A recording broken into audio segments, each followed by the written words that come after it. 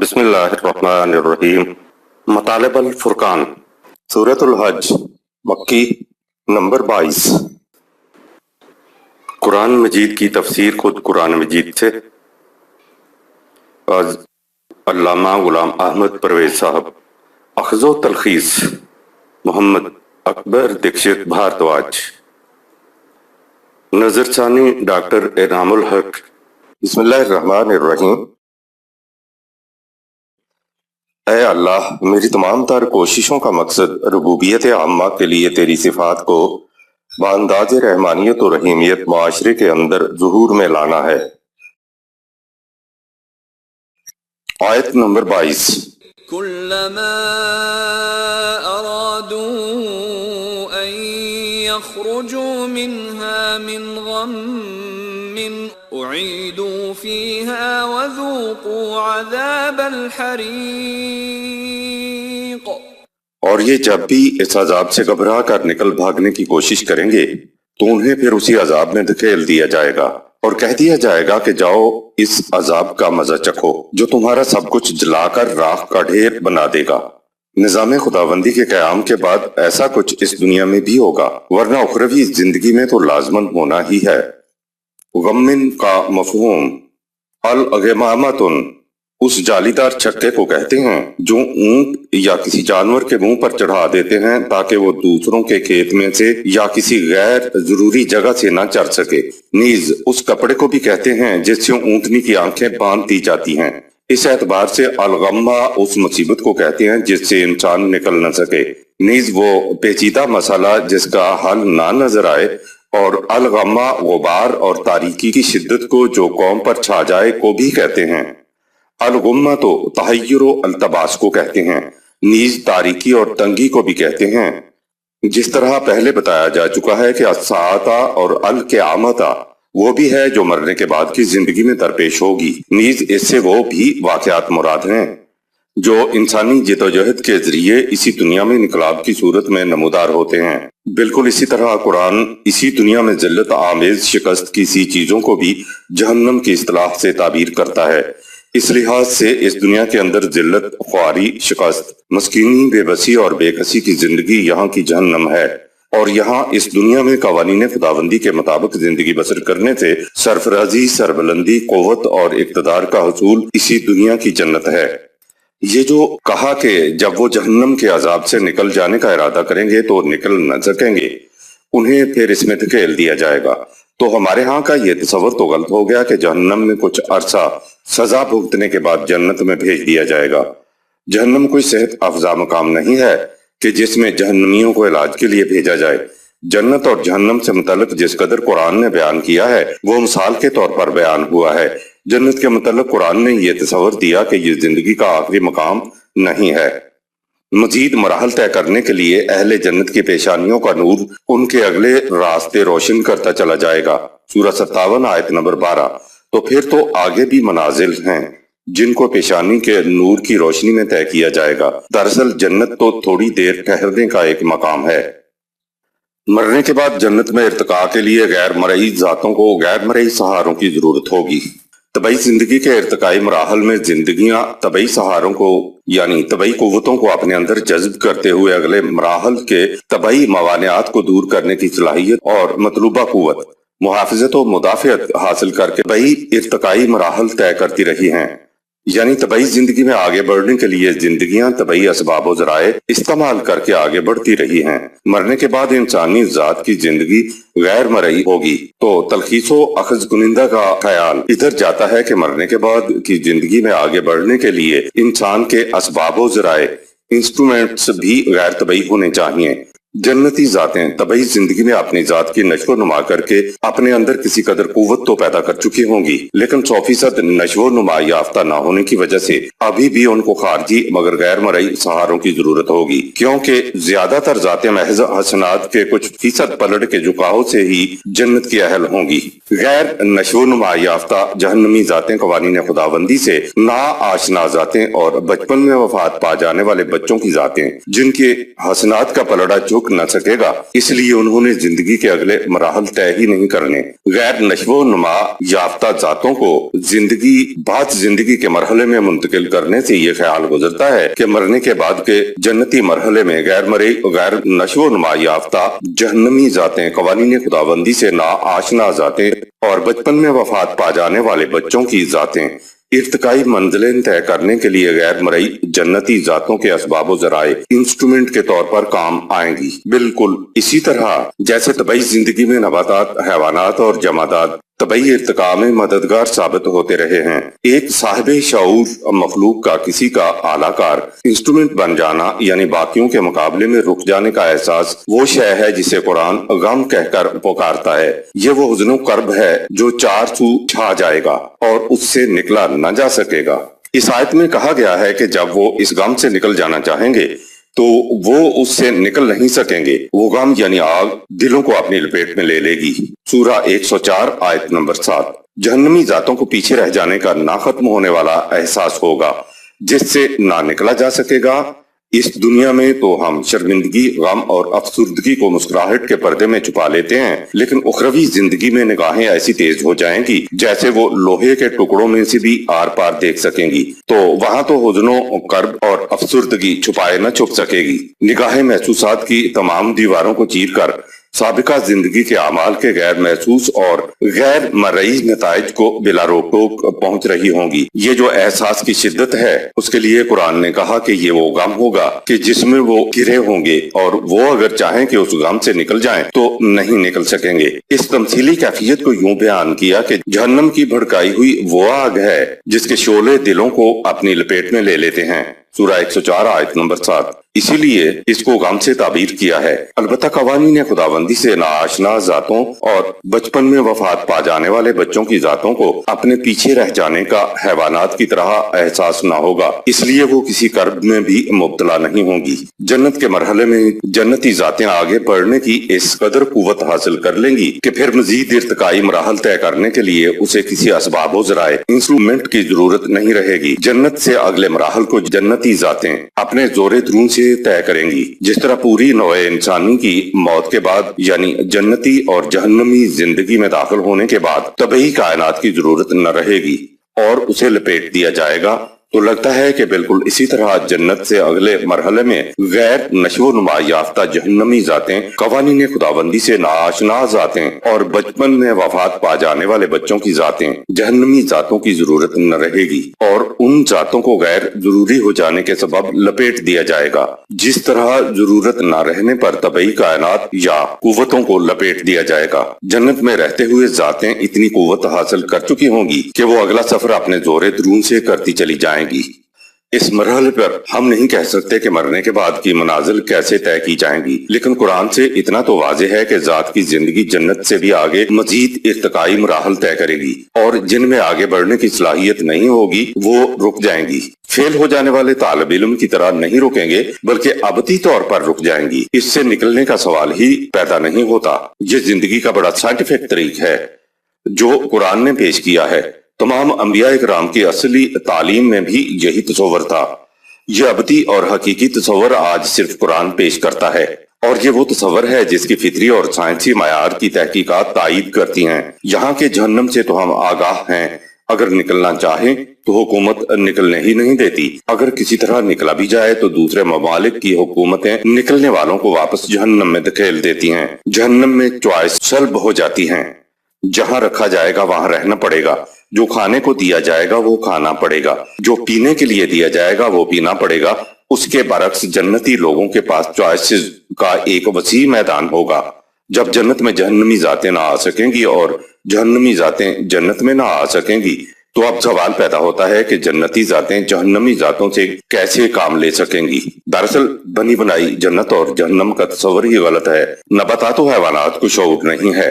शऊर होता तो उनको मालूम होता कि बनी बनाई जहन्नम नहीं है, बल्कि वो अपनी अपनी जहन्नम को साथ साथ लिए हुए फिरते हैं। बिल्कुल इसी तरह जन्नती जातें अपनी जन्नतों की कैफियत को अपने साथ साथ लिए अगले मरहले की तैयारी में मसरूफ होंगी और जहन्नमी जातें अपनी अपनी जहन्नम की कैफियत को साथ साथ लिए जन्नती जातों के काम सर अंजाम देते फिरते होंगे। تو جنتی ذاتیں جہنمی ذاتوں کو ایک اعلیٰ انسٹرومنٹ کے طور پر استعمال کر سکیں گی۔ اللہ کی سنت تبدیل نہیں ہوتی اور جنت میں جانے والوں کی ذاتیں 100% نشو و نما یافتہ نہیں ہوں۔ اس بنیاد پر تلخیص و اخذ کنندہ کا خیال اس طرف گیا ہے۔ آیت نمبر 23۔ ان اللہ يدخل الذین آمنوا وعملوا الصالحات جنات تجری من تحتها الانہار يحلون فيها من اساور من ذهب ولؤلؤا ولباسهم فيها حرير۔ مومنین اپنے ایمان اور اعمال صالح کی بنا پر ایسے معاشرہ میں رہیں گے جس کی شادابیوں پر کبھی خزان نہیں آئے گی۔ ان کو سرداری کے نشانات، سونے کے کنگن، موتیوں کے ہار اور حریر و اطلس کے ملبوسات ملیں گے۔ جنات تجری من تحتها الانہار سے مراد ہوتا ہے وہ باغ جس کی تر و تازگی اور سرسبزی کبھی ختم نہ ہو۔ اساورہ ایرانی سلطنت میں بلند ترین مقام اہل اساورہ کا تھا۔ اساورہ کنگن پہننے والے کو کہتے تھے۔ آج جن کو مقربین کہا جاتا ہے، اس زمانے میں یہ رتن کہلاتے تھے اور صرف یہی لوگ کنگن پہن سکتے تھے، دوسرے نہیں پہن سکتے تھے۔ یہ لوگ اکبر بادشاہ کے 9 رتنوں کی طرح بادشاہ کے سفیر خاص تھے اور اساورہ کہلاتے تھے۔ مرنے کے بعد کی زندگی سے متعلق کیفیات و حقائق کو صرف تمثیلی انداز میں ہی سمجھایا جا سکتا ہے۔ مرنے کے بعد کی جنت و جہنم کا ذکر تمثیلی انداز میں بیان ہوا ہے۔ ایک اور مقام پہ ہے کہ وہ جنت کے جس کا وعدہ متقیوں سے کیا جاتا ہے، اس کی مثال یوں سمجھو کہ ایک باغ ہے جس میں پانی کی ندیاں جاری ہیں۔ سورہ 13 آیت نمبر 35۔ لہٰذا جنت اور دوزخ سے متعلق جو کچھ بھی آئے گا وہ تمثیلی انداز میں ہی ہوگا، اور بات ہے بھی ٹھیک، کیونکہ ہم زندگی کی اگلی منزل کی حقیقت کا اندازہ اپنے دنیاوی شعور کی سطح پر لگا ہی نہیں سکتے کہ اس کی ماہیت و کیفیت کیا ہے۔ رحم مادر میں بچے کو لاکھ سمجھاؤ کہ باہر کی کائنات کیسی ہے، اس کے ذہن میں آ ہی نہیں سکتا۔ اس کے ذہن میں کائنات کی حقیقت آنے کا سوال ہی پیدا نہیں ہوتا۔ ہم اپنی موجودہ زندگی میں زمان و مکان کی حدود میں گھرے ہوئے ہیں۔ اس محدودیت کے اندر رہ کر ہی ہمارا ذہن سوچ سکتا ہے۔ کسی محدود شے میں لامحدود کے متعلق تصور آ ہی نہیں سکتا۔ اخروی زندگی تو بہرحال ان محدودات سے بھی آگے ہے اور ماورا بھی۔ اس لیے قرآن نے اگلی منزل کے بارے میں مثال کے طور پر سمجھایا ہے۔ سیدھی سی بات ہے کہ جب کوئی بات کسی کو سمجھائی جائے گی تو اس کو ایسی مثال سے سمجھایا جائے گا جو اس کے تجربے اور مشاہدے میں ہو۔ اس لیے جنت سے متعلق اولین مخاطب قوم کے ذہن میں بلند ترین نعمتوں، آسائشوں، رعنائیوں، شادابیوں، آرام و سکون اور حسن کا جو تصور ان کے ذہن میں ہوگا وہی بیان کیا جائے گا۔ اب اگر عربوں کو یہ بتایا جاتا کہ تمہیں تاج محل جیسے مکانات ملیں گے تو اس مثال سے عرب کیا سمجھتے کہ قرآن کیا کہہ گیا ہے۔ ایران میں بادشاہ کے تقرب اور عزت و عظمت کا سب سے بڑا نشان سونے کا کنگن ہوتا تھا۔ جنہیں یہ نشان ملتا وہ اساورہ کہلاتے تھے۔ انہیں پہننے کے لیے حریر و اطلس کا لباس اور گلے میں ڈالنے کے لیے موتیوں کی مالا دی جاتی تھی۔ اب قرآن ان عربوں کو تمثیلی انداز میں عزت و عظمت، جنت کی آسائشوں کے تصور کے متعلق سمجھانا چاہتا ہے کہ انہیں اس جنت میں آسائشوں کا سامان، ثروتیں، دولتیں، سونے کے کنگن، موتیوں کے ہار اور حریر و اطلس کے ملبوسات ملیں گے جو ایران میں ان کے سامنے تھیں۔ کہا کہ اس جنت کی مثال یوں سمجھو، یہ سمجھانے کا تمثیلی انداز ہے۔ آیت نمبر 24۔ وَهُدُوا إِلَى الطَّيِّبِ مِنَ الْقَوْلِ وَهُدُوا إِلَى صِرَاطِ الْحَمِيدِ۔ اس لیے کہ ان ایمان و عمل صالح کے حامل گروہ کو ایسے نظریہ حیات کی طرف رہنمائی ملی تھی جو نہایت پاکیزہ اور خوشگوار ہے۔ یہ ایسے راستے پر چلے تھے جو ہزار حمد و ستائش کا مستحق ہے۔ سورہ 35 آیت نمبر 33۔ صراط الحمید، وہ راستہ جس پر چلنا ہر قدم میں موجب حمد و ستائش ہے۔ کہا کہ یہ اس راستے پر چل کر آئے تھے تب ہی انہیں جنت ملی۔ دراصل صراط المستقیم کا دوسرا پہلو صراط الحمید ہے۔ الحمید تو خدا کی صفات میں سے ایک صفت ہے۔ صراط الحمید بھی صراط المستقیم کی طرح خدا کے تجویز کردہ پروگرام کی طرف لے جانے والا راستہ ہے۔ منزل پر پہنچنے کے لیے راستے کا صحیح ہونا بہت ضروری ہے۔ حرام کی کمائی سے حج کرانا جنت میں نہیں پہنچا سکتا کیونکہ راستہ غلط ہے۔ آیت نمبر 25۔ ان الذين كفروا ويصدون عن سبيل الله والمسجد الحرام الذي جعلناه للناس سواء العاكف فيه والباد ومن يرد فيه بإلحاد بظلم نذقه من عذاب أليم۔ جنہوں نے کفر کیا وہ لوگوں کو نظام خداوندی کے قیام و بقا کے کام اور اس مسجد الحرام نظام خداوندی کے مرکز محسوس سے روکتے ہیں، حالانکہ اس مرکز کو ہم نے بلا شبہ تمام ستائے ہوئے انسانوں کے لیے یکساں کھلا رکھنے کے لیے بنایا ہے، خواہ وہ یہاں کے رہنے والے ہوں یا باہر سے آنے والے ہوں۔ جو اس مرکز کے نظام میں ظلم و زیادتی کے ساتھ حق کی راہ سے ذرا بھی ادھر ادھر ہٹے گا اسے عالم انگیز سزا دی جائے گی۔ کعبہ نظام خداوندی کی محسوس علامت ہے۔ یہ نظام جس کے حسین و خوشگوار نتائج کا ذکر اوپر سورہ 22 آیات 23 تا 24 میں کیا گیا ہے، اس کا مرکز محسوس کعبہ ہے۔ قریش نظام خداوندی سے خود بھی سرکشی اختیار کیے ہوئے تھے اور دوسروں کو بھی اس نظام خداوندی کی طرف آنے نہیں دیتے تھے۔ کہا کہ اب وقت آ گیا ہے کہ ان کی روک تھام کی جائے تاکہ انسانیت ان کے جور و ستم سے امن میں رہے۔ سورہ 21 آیت نمبر 39۔ یہ تھی حق و باطل کی وہ کشمکش جو چلی آ رہی تھی۔ ہمارے ہاں جیسے میلوں پر منڈیاں لگتی ہیں، کعبہ میں بھی چھوٹی چھوٹی منڈیاں لگتی تھیں، وہ عمرہ کہلاتی تھیں، اور جو سالانہ ایک بڑی منڈی لگتی تھی وہ ان کے ہاں حج کہلاتا تھا۔ لیکن یہ سب مذہب کے تقدس کی بنا پر ہوتا تھا۔ اصل شے ان جانوروں کا آنا، ذبح ہونا، منڈی کا لگنا نہیں تھا۔ اصل شے اسلام کا آنا تھا، اور اسلام نے مذہب کی بجائے دین کا تصور دیا ہے۔ ہر نظام کی طرح اسلام کا بھی ایک محسوس مرکز مقام ہے، اور وہ ہے کعبہ۔ جب ماسکو شہر کا نام سامنے آتا ہے تو اس سے مراد ایک شہر کا نام ہی نہیں بلکہ کمیونزم کا نظریہ، اس کا منبع یا سرچشمہ مراد ہوتا ہے۔ جب واشنگٹن شہر کا نام آئے تو مراد شہر ہی نہیں بلکہ سرمایہ داری کے نظام کا مرکز مراد ہوتا ہے۔ اسی طرح جب کعبہ یا مکہ کا نام سامنے آتا ہے تو اس سے مراد وہ پتھروں کا بنا کمرہ نہیں ہوتا بلکہ وہ اس نظریہ کا منبع یا سرچشمہ ہے جو قرآن پیش کرتا ہے۔ کعبہ، صفا مروہ اور ہدی کے جانوروں کو کہا ہی شاعر اللہ گیا ہے، یعنی نظام خداوندی کی علامات۔ ویسے تو جھنڈا جو محض ایک ڈنڈے اور کپڑے پر مشتمل ہوتا ہے ایک ملک یا قوم کا نشان یا علامت بن جانے کی وجہ سے اس کا کتنا احترام کیا جاتا ہے، تو کعبہ جو نظام خداوندی اور نظریہ قرآنی کا محسوس مرکز اور علامت تھا کو بھی خدا نے واجب الاحترام مقام یا نشان یا علامت قرار دیا ہے، کیونکہ کعبہ قرآنی نظریہ حیات اور مملکت خداوندی جو اب قائم ہونے جا رہی تھی، جس میں قوانین خداوندی کو عملاً نافذ ہونا تھا، کا محسوس مرکز تھا۔ یہ تو پہلے دن سے بنایا ہی اس مقصد کے لیے گیا تھا، لیکن دین ابراہیمی کے شاعر آہستہ آہستہ بت پرستی میں تبدیل ہو چکے تھے، ان کی پرستش ہونے لگی تھی۔ نظام خداوندی کے قیام کے بعد کعبہ کو وہی مرکزی مقام حاصل ہونا تھا جس مقصد کے لیے اسے بنایا گیا تھا۔ فتح مکہ مملکت کو وسیع کرنے کے لیے نہیں تھی بلکہ حقیقت یہ ہے کہ حکومت خداوندی کا محسوس مرکز یہی تھا۔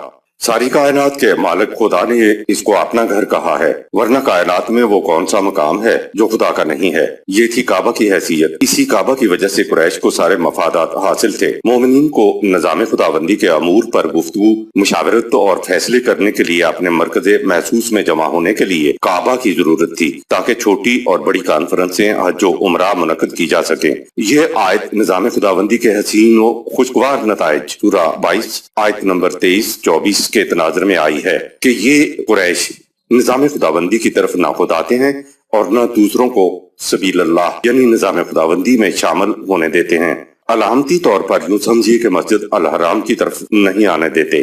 یہ مراد نہیں ہے کہ کعبہ کے کمرے کی طرف نہیں آنے دیتے بلکہ مراد یہ ہے کہ کعبہ کو نظام خداوندی کا مرکز نہیں بنانے دیتے اور اس نظام کی ترویج کی ہر ممکن شکل و صورت اور ہر اس راستے ذریعے کو جو حکومت خداوندی کے قیام میں مددگار بنے روکتے ہیں۔ مسجد کا لفظ تو سجدہ سے نکلا ہے اور سجدے کے معنی ہی نظام خداوندی کے سامنے سر جھکا دینا ہے۔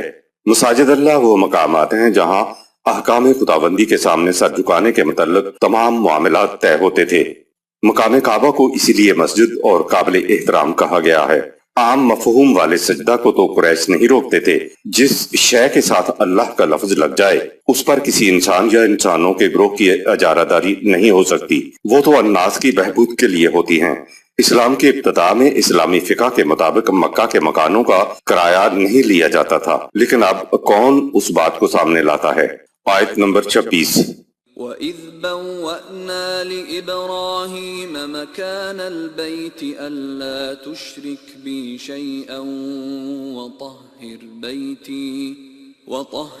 بَيْتِيَ لِلطَّائِفِينَ وَالْقَائِمِينَ وَالرُّكَّعِ السُّجُودِ۔ نظام خداوندی کے مرکز کی تاسیس ابراہیم علیہ السلام کے ہاتھوں عمل میں آئی تھی تاکہ خدا کی محکومیت میں کسی کو شریک نہ کیا جائے۔ ہم نے اسے کہا تھا کہ وہ میرے گھر کو انسانوں کے خود ساختہ تصورات سے پاک اور صاف رکھ کر اس جماعت کی تنظیم و تربیت کے لیے مخصوص کر دے جس کا فریضہ زندگی یہ ہے کہ وہ تمام اقوام عالم کی نگرانی و پاسبانی کرے، نظام عدل و انصاف کو قائم رکھے اور قوانین خداوندی کے سامنے سر تسلیم خم کر کے ان کی پوری اطاعت کرے۔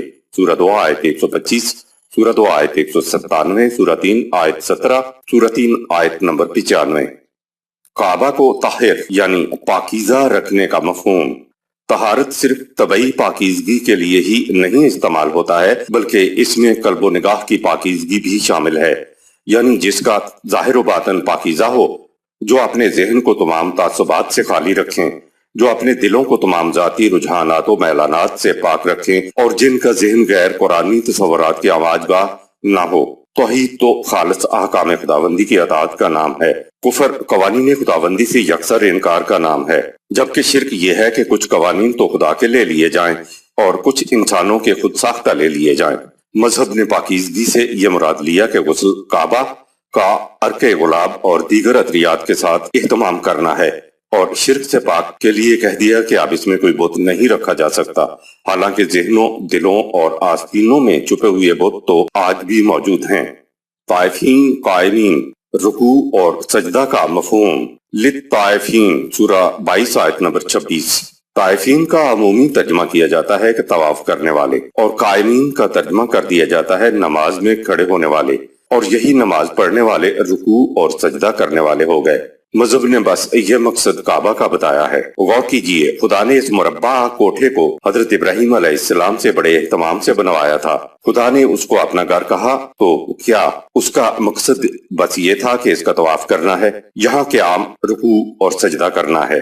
کعبہ بھی ایک نبی کے ہاتھوں بنوایا گیا تھا، تو کیا ایسا ہی گھر مدینہ میں رسول اللہ صلی اللہ علیہ وسلم کے ہاتھوں نہیں بنوایا جا سکتا تھا؟ مدینہ میں مسجد بنی ہوئی تھی، اس میں قیام، رکوع اور سجود سب ہوتے تھے، بس ایک کوٹھا اور بنا کر مدینہ میں بھی یہ سب کچھ کیا جا سکتا تھا۔ طواف، قیام، رکوع اور سجدہ مقصود بے ذات نہیں ہے، ان سب کا مقصد خدا کی حکومت یعنی نظام خداوندی قائم کرنا ہے۔ طائفین، طائف سے مراد راتوں کو پہرا دینے والے، نگہبانی کرنے والے، نگرانی کرنے والے ہوتے ہیں۔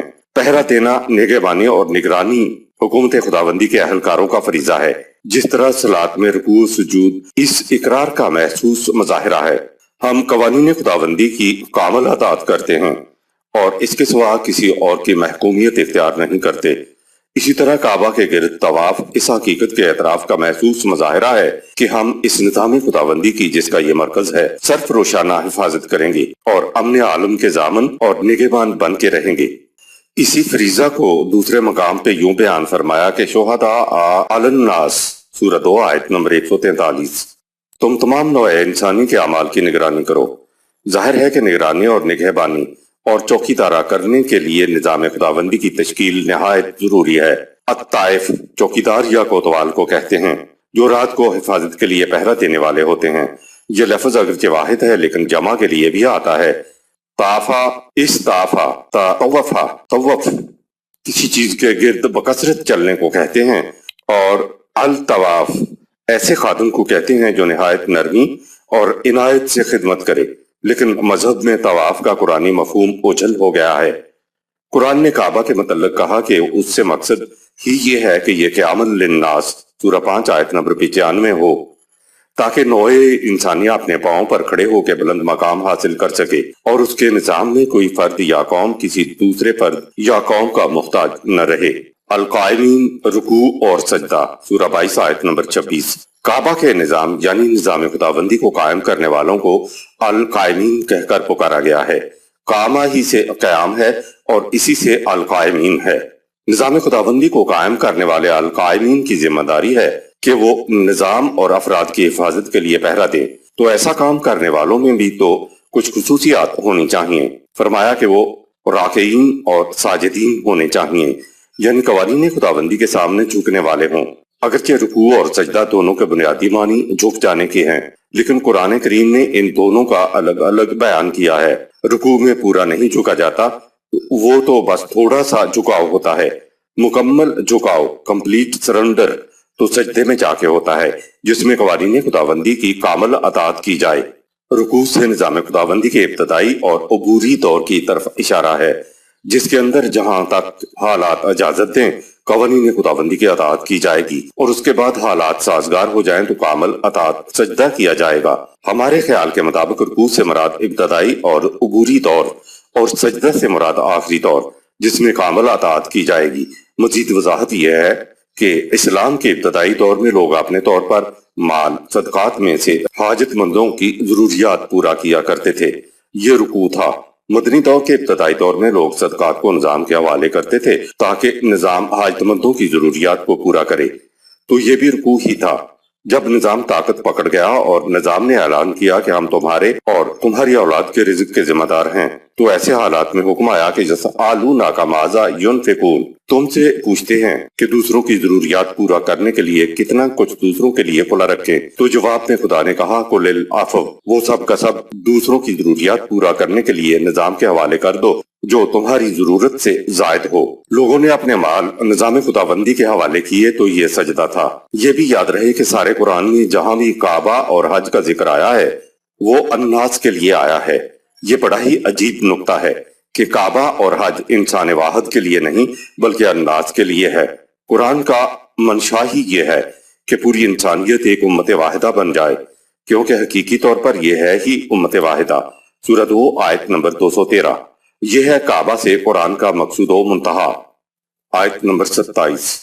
وَأَذِّن فِي النَّاسِ بِالْحَجِّ يَأْتُوكَ رِجَالًا وَعَلَى كُلِّ ضَامِرٍ يَأْتِينَ مِن كُلِّ فَجٍّ عَمِيقٍ۔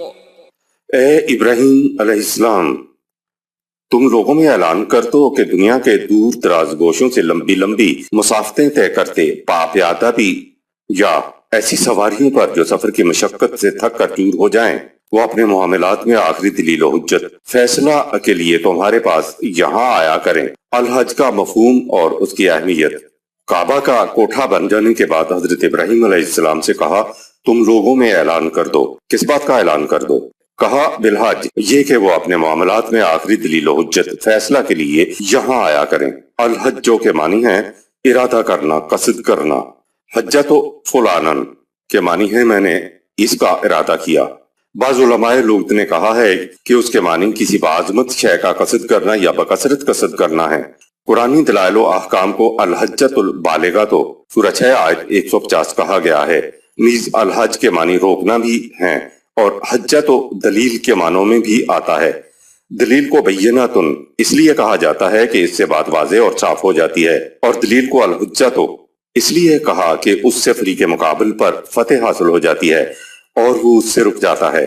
کہا کہ متنازعہ فی معاملات کو لٹ بازی، جنگ میں شمشیر زنی، جھگڑے سے اور لڑائی سے طے نہ کرو، بلکہ اس مقام پر آؤ اور یہاں عمرہ و حج کانفرنسوں میں تمام معاملات کے فیصلے دلیل و حجت کی روح سے سلجھاؤ۔ اے ابراہیم، تم لوگوں کو یہ یقین و اطمینان دلا دو کہ یہاں ان کے معاملے دھاندلی سے طے نہیں ہوں گے بلکہ دلیل و حجت کی بنا پر طے ہوں گے، تو پھر دیکھنا تمہاری آواز پر لوگ جوک در جوک آگے چلے آئیں گے۔ آیت نمبر 28۔ لِيَشْهَدُوا مَنَافِعَ لَهُمْ وَيَذْكُرُوا اسْمَ اللَّهِ فِي أَيَّامٍ مَّعْلُومَاتٍ عَلَى مَا رَزَقَهُم مِّن بَهِيمَةِ الْأَنْعَامِ فَكُلُوا مِنْهَا وَأَطْعِمُوا الْبَائِسَ الْفَقِيرَ۔ لوگ یہاں اس لیے آئیں کہ وہ اپنی آنکھوں سے دیکھ لیں کہ یہ نظام ان کے لیے نوع انسان کی منفعت و بہبود کے لیے کیا کچھ کر رہا ہے، اور ہم نے جو مویشی ان کو دے رکھے ہیں انہیں اللہ کا نام لے کر اس اجتماع کے مقررہ دنوں میں ذبح کریں اور ان کا گوشت خود بھی کھائیں، اور اگر وہاں کوئی تکلیف زدہ محتاج ہو تو اسے بھی کھلائیں۔ حج و عمرہ کانفرنسوں میں شرکت کا مقصد۔ سوال ہے کہ حج و عمرہ میں شریک کیوں ہوا جائے؟ فرمایا لِیَشْهَدُوا مَنَافِعَ لَهُمْ، سورہ 22 آیت نمبر 28۔ شریک اس لیے ہوں تاکہ وہ اپنی آنکھوں سے دیکھ لیں کہ یہ نظام تمہاری منافعت کے لیے کیا کچھ کر رہا ہے۔ دراصل حج و عمرہ وہ عالمین کانفرنسیں ہیں جو اس امت کے محسوس مرکز کعبہ میں اس غرض کے لیے منعقد ہونا قرار پائیں کہ ملت کے تمام اجتماعی امور کا حل قرآنی دلائل و حجت کی روح سے تلاش کیے جائیں۔ اس طرح امت کے نمائندگان اپنے فائدے کی باتوں کو لِیَشْهَدُوا، سورہ 22 آیت نمبر 28 اپنی آنکھوں کے سامنے دیکھ لیں گے۔ غور کریں، قرآن نے اس دور میں مشاورتی نظام بتایا، سورہ 42 آیت نمبر 48، جب ساری دنیا پر بادشاہی نظام مسلط تھا اور دنیا بادشاہی نظام کو خدا کی رحمت اور بادشاہ کو خدا کا سایہ سمجھتی تھی۔ مکہ کی سرزمین میں تو اناج ہوتا نہیں تھا اور بلاوا دیا جا رہا ہے ساری دنیا والوں کو، تو یہ آنے والے کھائیں گے کیا؟ دیکھیے، حضرت ابراہیم علیہ السلام اور حضرت اسماعیل علیہ السلام کی پہلی دعا ہی روٹی کا مسئلہ حل کرنے کے لیے تھی۔ روٹی کا مسئلہ مقصود پہ ذات نہیں ہے، بلکہ یہاں آنا اور روٹی کے مسئلے کا حل اس لیے ہے تاکہ وہ لِیَشْهَدُوا مَنَافِعَ لَهُمْ، سورہ 22 آیت نمبر 28، تاکہ یہ اپنی آنکھوں سے دیکھ لیں کہ ان کے فائدے کے لیے یہ نظام کیا کچھ کر رہا ہے۔ راستے اور کعبے میں قیام کے دوران مسئلے کا حل بتاتے ہوئے فرمایا کہ ہم نے جو مویشی دے رکھے ہیں انہیں ضرورت کے مطابق اللہ کا نام لے کر اس اجتماع کے مقرر کردہ دنوں میں ذبح کرو، خود بھی کھاؤ اور دوسرے تکلیف زدہ لوگوں کو بھی کھلاؤ۔ روٹی کا مسئلہ مویشیوں کے ذریعے حل کر دیا گیا۔ اس زمانے میں کولڈ سٹوریج تو تھے نہیں، جانوروں کا یہ چلتا پھرتا کولڈ سٹوریج ساتھ ہوتا تھا کہ جب ضرورت پڑی ذبح کر لیا۔ فرمایا کہ ان کو ذات راہ کے طور پر ساتھ لے لو اور ان اشیاء کو بھی ساتھ لے لو جو دیگر لوگ تو فتن مکہ بھیجیں، انہیں اللہ کا نام لے کر ذبح کرو، تم بھی کھاؤ اور دوسروں کو بھی کھلاؤ، دوسرے وفود کی دعوتیں بھی کرو۔ قرآن کریم میں جانور کے ذبح کرنے کے لیے قربانی کا لفظ نہیں آیا ہے۔ آیت نمبر 29۔ ثم ليقضوا تفثهم وليوفوا نذورهم وليطوفوا بالبيت العتيق۔ باہمی مشاورت سے یوں سوچ بچار کرو کہ ان کی ملی زندگی کی تمام کثافتیں دور ہو جائیں تاکہ وہ انسانیت کی فلاح و بہبود کی ان ذمہ داریوں سے عہدہ برا ہو سکیں جنہیں وہ پورا کرنا اپنے اوپر لازم ٹھہرا چکے ہیں، اور اس طرح پوری کی پوری امت اس مرکز کی نگہبان بن جائے جو دنیا میں انسانوں کی آزادی اور قوت و اقتدار خداوندی کا نشان ہے، اور جسے اس باب میں شرف اولیت و سبقت حاصل ہے نذورہم، سورہ 22 آیت نمبر 29۔ مذہب میں تو جو منت مانی جاتی ہے اس کو نظر کہتے ہیں۔ قرآن نے دو چیزیں بتائی ہیں کہ ایک تو وہ جو خود اللہ تعالیٰ نے واجب ٹھہرائی ہیں، انہیں کرنا ضروری ہے، اور اس سے بھی آگے بڑھ کر دوسری وہ چیزیں بھی ہوتی ہیں جو ایک فرد خود اپنے اوپر ذمہ لے لیتا ہے۔ یہ جو از خود ذمہ داری لینے والی بات ہے وہ دین میں نظر کہلاتی ہے۔ کہا کہ اب یہاں اپنی خود عائد کردہ ذمہ داریوں کو پورا کرو۔ جب تم اپنی آبادیوں میں جاؤ تو کوئی حل طلب بات، کوئی الجھی ہوئی بات باقی نہ رہ جائے۔ تفسہ کا مفہوم اور آیت کا عمومی ترجمہ۔ آیت کا عمومی ترجمہ یہ کیا جاتا ہے کہ پھر تم تیسرے دن اپنی میل کچیل دور کرو، اور اس سے مراد یہ ہے کہ حاجی اپنی ٹینڈ کروائیں اور اپنا میل نہ کالیں۔ طبعی اور نظریاتی میل کچیل سے تو انسان کو عمر کے ہر حصے میں پاکیزہ رہنا چاہیے، تو صرف تیسرے دن ہی کیوں؟ یہاں لفظ آیا ہے تفسہ، جتنے بھی الجھاؤ پیدا ہو گئے ہیں وہ تفسہ کہلاتے ہیں، اور یہاں سے ہی جب بالوں میں گنجل پڑ جائیں تو اسے بھی تفسہ کہتے ہیں۔ اس لفظ کے بنیادی معنی الجھاؤ پیدا ہو جانا ہوتے ہیں۔ پھر اس سے اگلی چیز یہ کہ ان بالوں میں چیکٹ بھی ہو جاتی ہے، دراصل چیکٹ کی ہی وجہ سے بالوں میں گنجل پڑتے ہیں۔ تفسہ سے مراد یہ ہے کہ تمہارے سیاسی، تمدنی، معاشی اور معاشرتی گوشوں میں جتنی بھی گنجلیں پڑ گئی ہیں انہیں وہاں بیٹھ کر باہمی مشاورت سے دور کیا کرو۔ عاقف کا قرآنی مفہوم۔ حج کے لیے ایک لفظ عاقفین اور دوسرا لفظ طائفین ہے۔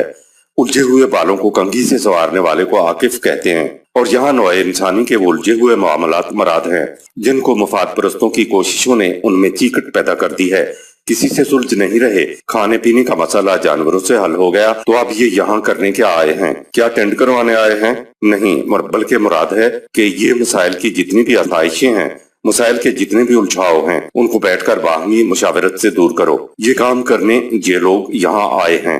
یہ عاقف کا قرآنی مفہوم ہے۔ بیت العتیق، عتیق کے معنی آزاد کے ہوتے ہیں اور اس کے معنی پرانا اور مقدم بھی ہوتے ہیں۔ مقدم اس لیے کہ انسان پر کسی دوسرے انسان کی حکومت نہیں ہوگی۔ آزاد کے اعتبار سے معنی ہے آزاد لوگوں کا گھر جو انسانی تصورات و رجحانات سے آزاد ہوں۔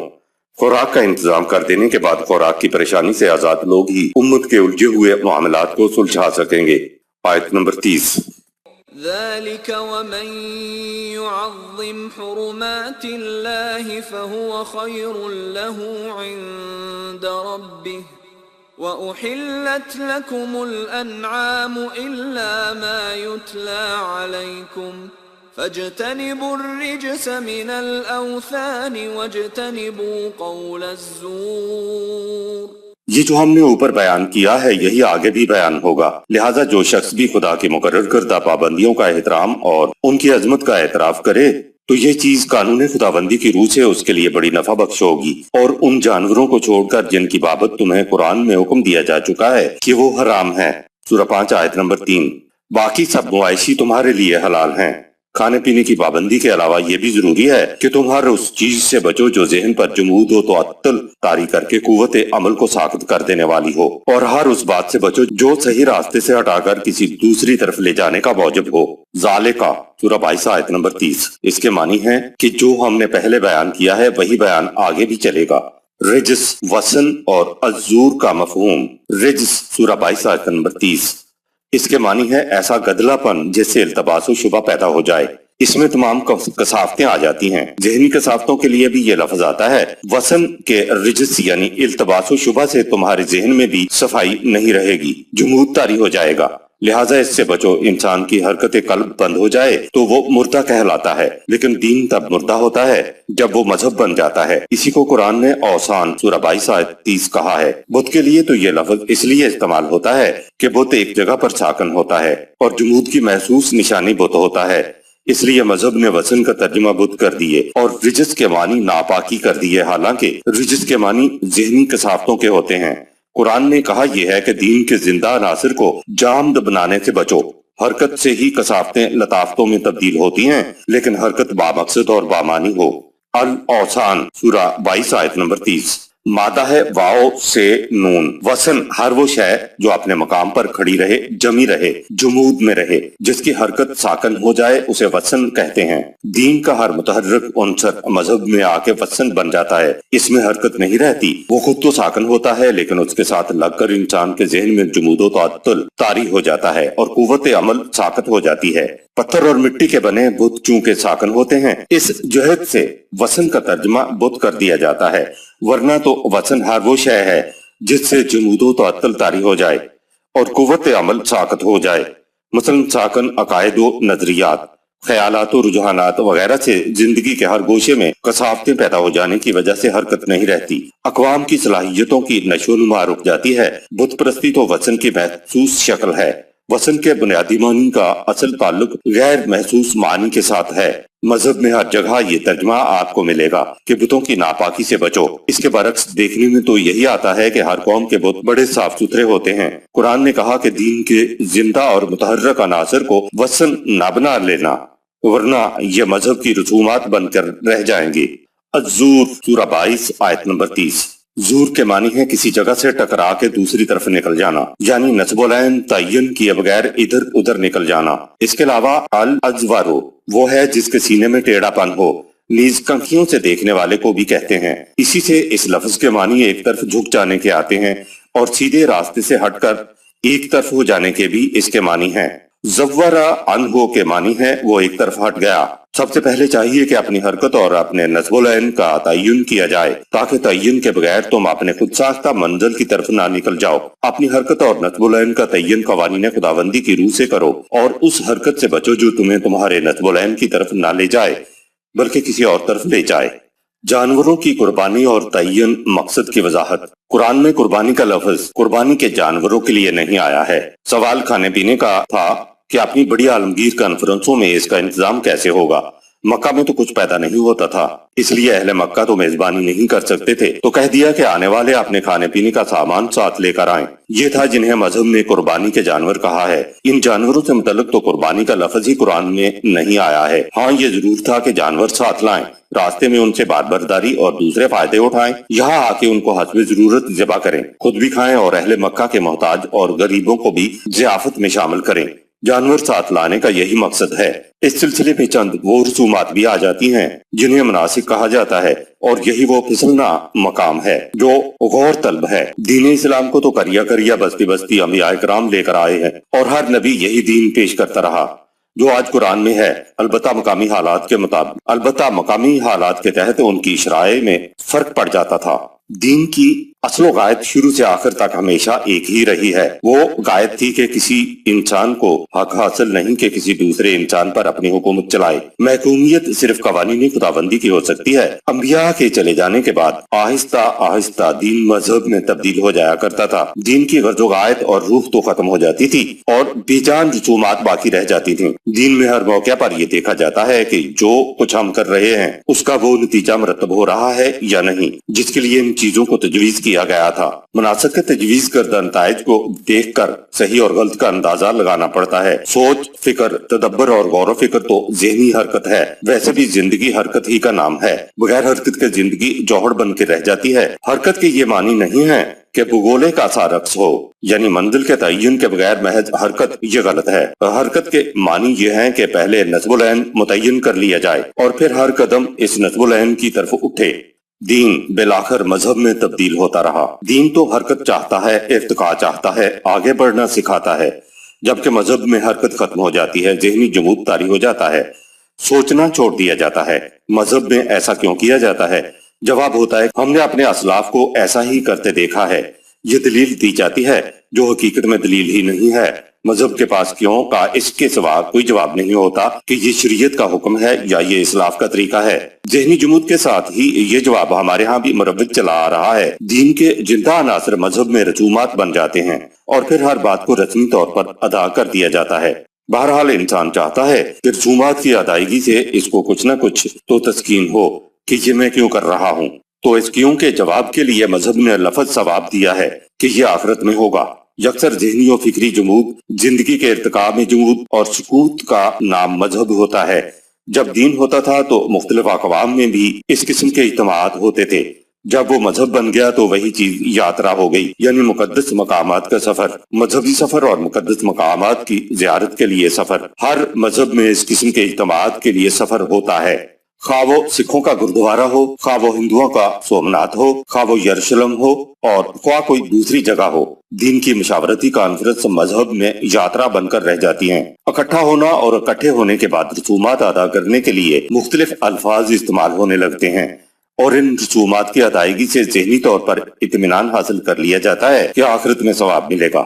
طواف کے معنی ہے راتوں کو پہرا دینا ہے تاکہ امت سکون کی نیند سوئے، لیکن مذہب نے اسے کعبہ کے گرد گھومنا قرار دے کر مناسک حج و عمرہ قرار دے لیا، جو آج رسم کے طور پر ادا ہوتی ہے۔ حالانکہ کعبہ کے گرد آپ گھوم کر یہ ذمہ داری اپنے اوپر لیتے ہیں کہ انسانیت کی نگہبانی اور نگرانی کے لیے ہم وقت تیار رہنا ہے۔ اسی طرح نماز میں بھی قیام، رکوع اور سجود ہے۔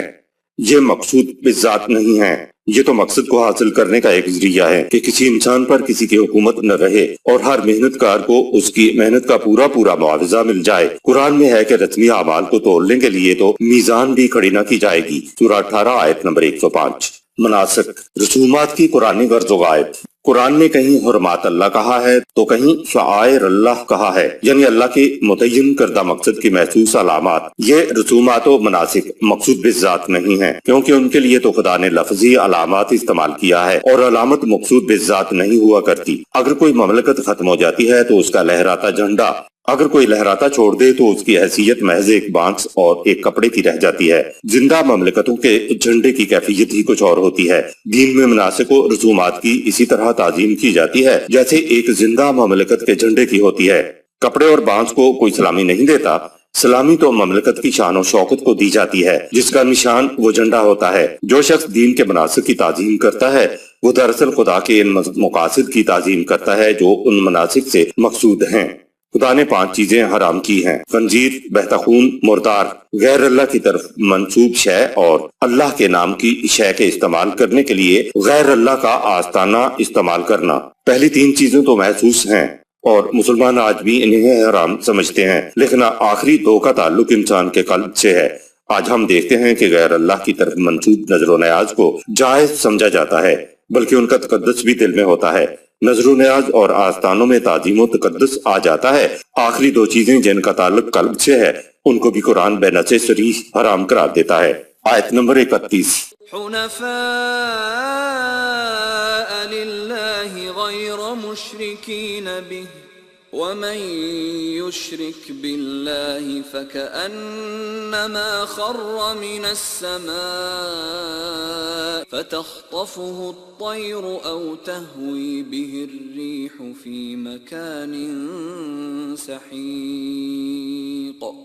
صحیح روش زندگی یہ ہے کہ انسان ہر طرف سے خیال ہٹا کر اپنی توجہات کا مرکز صرف قوانین خداوندی کی اطاعت کو قرار دے لے اور اس کی اطاعت میں کسی اور کی محکومیت کو شامل نہ کرے، اور جو شخص خدا کے علاوہ کسی اور کی اطاعت کرتا ہے اس کی مثال یوں سمجھو گویا کہ وہ آسمان کی بلندیوں سے زمین کی پستیوں پر آ گرا اور ایسا بے یار و مددگار رہ گیا جیسے چڑیا کا بچہ گھونسلے سے نیچے زمین پر گر جائے تو اسے چیل جھپٹ کر لے جائے، اور ایسا کمزور و ناتواں ہو گیا ہو کہ ہوا کا تیز جھونکا اسے اڑائے اڑائے کسی دور دراز جگہ پر پھینک دے۔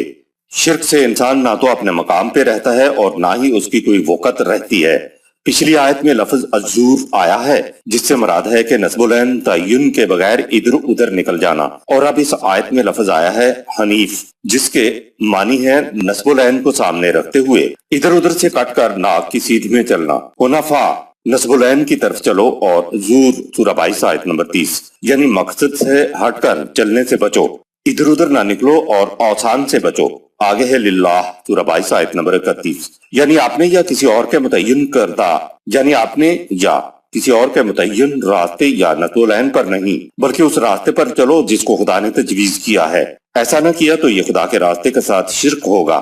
شرک سے خدا کی خدائی میں تو کوئی فرق نہیں پڑتا، البتہ انسان بڑے ہی خسارے میں چلا جاتا ہے، اس کا کچھ بچتا ہی نہیں۔ لہٰذا خدا شرک کو ناپسند بھی انسان کے خسارے کی وجہ سے ہی کرتا ہے۔ شرک سے انسان کی جو حالت ہوتی ہے وہ اوپر ترجمے میں مثال کے طور پر آ گئی ہے کہ نہ اس کا مقام رہتا ہے اور نہ وزن ہی رہتا ہے۔ آیت نمبر 32۔ ذلك ومن يعظم شعائر الله فإنها من تقوى القلوب۔ یہ انجام ہوتا ہے غیر خداوندی قوتوں کے سامنے جھکنے کا، اور جو شخص صرف نظام خداوندی اور اس کے شعائر کے مقاصد کو سامنے رکھ کر اس کی تعظیم کرے گا تو اس سے اس امر کا اظہار ہوگا کہ اس کے دل میں قوانین خداوندی کی نگہداشت کا احساس اور ان کا احترام موجود ہے۔ شعائر اللہ اپنے مقصد کی وجہ سے احترام کے مستحق ہوتے ہیں۔ ذالکہ ظاہر کر رہا ہے کہ غیر خداوندی قوتوں کے سامنے جھکنے کا یہ انجام ہوا کرتا ہے کہ نہ مقام باقی رہتا ہے اور نہ وزن ہی باقی رہتا ہے۔ شعائر اللہ، شاعر سے مراد کسی بڑے مقصد کی علامت یا نشانی کے ہیں۔ شعائر اللہ مقصود بالذات نہیں ہوتے، مقصود تو ان شعائر کے پیچھے چھپا ہوا مقصد ہوتا ہے۔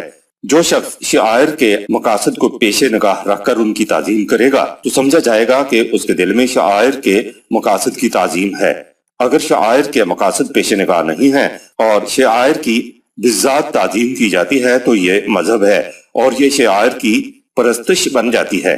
شعائر کی تعظیم کو مذہبی پرستش بننے سے بچانے کے لیے قرآن کہتا ہے من تقوی القلوب، یعنی تمہارے دل کے اندر جو ایک خواہش کی نمود ہوئی ہے یہ تو صرف اس کے اظہار کا ایک محسوس ذریعہ ہے، یہ تو تمہارے دلوں کے اندر قوانین خداوندی کے متعلق ایک احترام ہے۔ ان کو تو تم نے خدا کے کہنے پر اور ان کے پیچھے چھپے مقاصد کی وجہ سے واجب الاحترام سمجھ لیا ہے، ورنہ یہ بجائے خواہش کسی احترام کے مستحق نہیں ہے۔ آیت نمبر 33۔ لَكُمْ فِيهَا مَنَافِعُ إِلَىٰ أَجَلٍ مُّسَمًّى ثُمَّ مَحِلُّهَا إِلَى الْبَيْتِ الْعَتِيقِ۔ تمہارے لیے ان جانوروں میں کوئی تقدس نہیں ہے، یہ عام جانور ہیں، ان سے تم دوران سفر سواری یا بار برداری کے مختلف فائدے اٹھاتے ہو اور یہاں کعبہ میں لا کر اپنے خوراک کے لیے ذبح کر لیتے ہو۔ آیت نمبر 34۔ وَلِكُلِّ أُمَّةٍ جَعَلْنَا مَنسَكًا لِيَذْكُرُوا اسْمَ اللَّهِ عَلَى مَا رَزَقَهُم مِّن بَهِيمَةِ الْأَنْعَامِ فَإِلَٰهُكُمْ إِلَٰهٌ وَاحِدٌ فَلَهُ أَسْلِمُوا وَبَشِّرِ الْمُخْبِتِينَ۔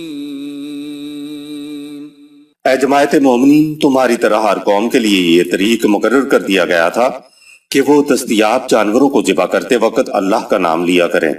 سورہ 6 آیت نمبر 163، سورہ 22 آیت نمبر 67، تاکہ خدا کا صحیح اور نکھرا ہوا تصور ہر وقت تمہارے سامنے رہے اور یہ حقیقت بھی نگاہوں سے اوجھل نہ ہونے پائے کہ تم پر اختیار و اقتدار صرف خدا واحد کا ہے، پس تم صرف اس کے قوانین کی اطاعت کرو۔ سو جن کے دل خدا کے قوانین کے سامنے اطاعت کے لیے جھک جائیں، انہیں زندگی کے خوشگوار نتائج کی بشارتیں سنا دو۔ آیت نمبر 35۔ الذين إذا ذكر الله وجلت قلوبهم والصابرين على ما أصابهم والمقيم الصلاة ومما رزقناهم ينفقون۔ خوشگوار نتائج کی بشارتیں ان کے لیے ہیں جن کے سامنے جب قوانین خداوندی پیش کیے جاتے ہیں تو ان کے خلاف ورزی کے تباہ کن نتائج کے تصور سے ان کے دل کانپ اٹھتے ہیں۔ سورہ 8 آیت نمبر 2۔ پھر قانون کی راہ پر چلنے میں جو دشواریاں انہیں پیش آتی ہیں تو ان کا نہایت ہمت اور حوصلے سے مقابلہ کرتے ہیں اور نظام صلاۃ قائم کرتے ہیں، اور جو کچھ ان کو دستیاب ہے اس کو دوسروں کی پرورش کے لیے کھلا رکھتے ہیں۔ آیت نمبر 36۔ وَالْبُدْنَ جَعَلْنَاهَا لَكُم مِّن شَعَائِرِ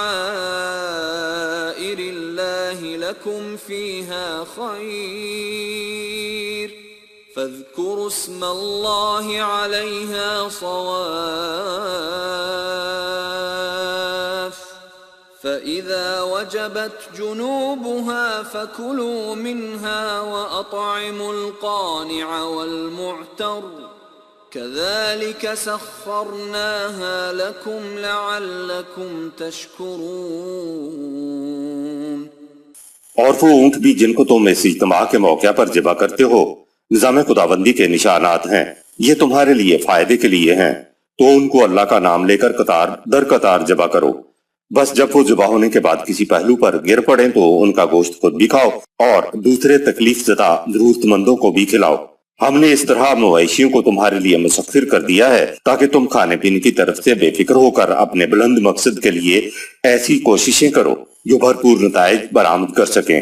لعلکم تشکرون، الشکرو کے مادہ کے اصل معنی بھر جانا اور اظہار کرنا ہے۔ شکرا فلانو، اس شخص نے دل کھول کر سخاوت کی اور لوگوں کو خوب دیا۔ انسان کی طرف سے شکر کے معنی اطاعت اور ادائے فرائض کے ہیں، نیز احسان مندی کے جذبات کے اظہار کے بھی ہیں۔ خدا کی طرف سے شکر کے معنی پورا پورا بدلہ دینا یا تھوڑے عمل کو بڑھا کر اجر دینا ہے۔ مثلا ایک شخص خود تنگی میں ہے پھر بھی دوسرے کی تھوڑی سی مدد کرتا ہے تو اس کی یہ قربانی اس شخص کے مقابلہ میں زیادہ قیمتی ہوگی جو اپنی ضروریات سے زائد چیز دوسرے کو دے دے۔ تھوڑے عمل کا زیادہ اجر دینے کا یہ مطلب ہے۔ اس کے علاوہ شکر کے معنی ہے ایسی بھرپور کوشش جس کے بھرپور عمدہ نتائج سامنے آ جائیں۔ صدق اللہ العظیم۔